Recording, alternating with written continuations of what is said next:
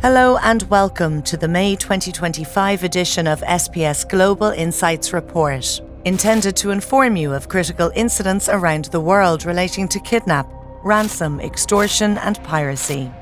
We begin in Ecuador, where the kidnapping threat remains pervasive, driven by powerful criminal gangs operating with impunity, particularly in coastal and jungle regions.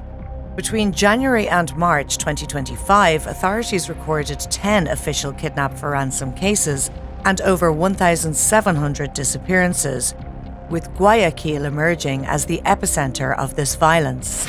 One high-profile incident in April involved the kidnapping of a First Division footballer's wife and son, seized from their home in Guayaquil. A $500,000 ransom demand followed, underscoring the growing audacity of armed criminal groups. Police eventually rescued the victims from El Fortín, a neighborhood notorious for gang violence, including a recent massacre in March that killed 22. Despite a 13% drop in national homicides in 2024, in part due to emergency powers and military deployments, violent crime remains strongly entrenched. The re-election of President Noboa is escalating his hardline security response, including a new pact with US private military contractors and a proposal to introduce foreign troops. However, such policies could lead to a backlash from pre-established criminal gangs, potentially escalating risks of kidnapping and criminal violence in the immediate future. Moving to Asia, we look at Bangladesh, where kidnapping cases surged by 83% in early 2025, with 266 incidents recorded between January and March.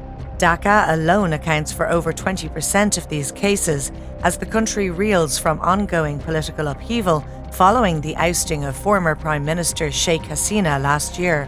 Kidnappings are often financially driven and typically target local elites, although foreign nationals, particularly NGO workers, remain at risk.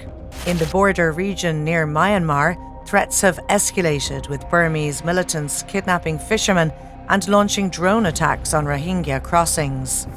In February, in response to escalating crime rates and continuing instability, interim leader Professor Mohammed Yunus launched Operation Devil Hunt, arresting over 8,600 individuals linked to criminal networks.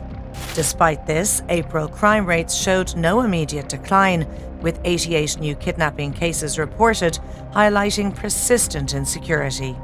Finally, we turn to Syria, where kidnapping remains a persistent threat amid a fractured post-war landscape dominated by militia rule, institutional collapse, and deep sectarian divides.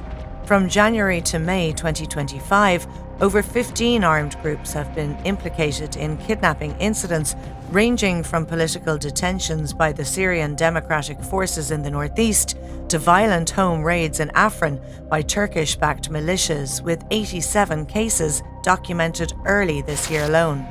Sectarian tensions remain volatile. Coordinated violence on March 6th by pro-Assad forces triggered days of reprisal violence, leading to estimates of over 1,000 civilian fatalities. Such civil war legacy tensions remain in place, and in April, kidnappings of Alawite and Shiite women resurfaced, being blamed on sectarian militants. Kayuri risks are further compounded by the engagement of foreign national governments and Islamic State activities, with sleeper cells launching raids such as during a February kidnapping in rural Homs. The collapse of detention infrastructure risks sparking further insurgency. In this lawless terrain, kidnapping functions as both a tool of control and a criminal economy, with aid workers, minorities, and perceived collaborators among the most exposed.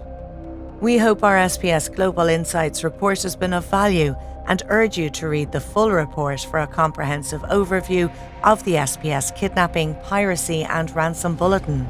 Stay tuned for next month's edition.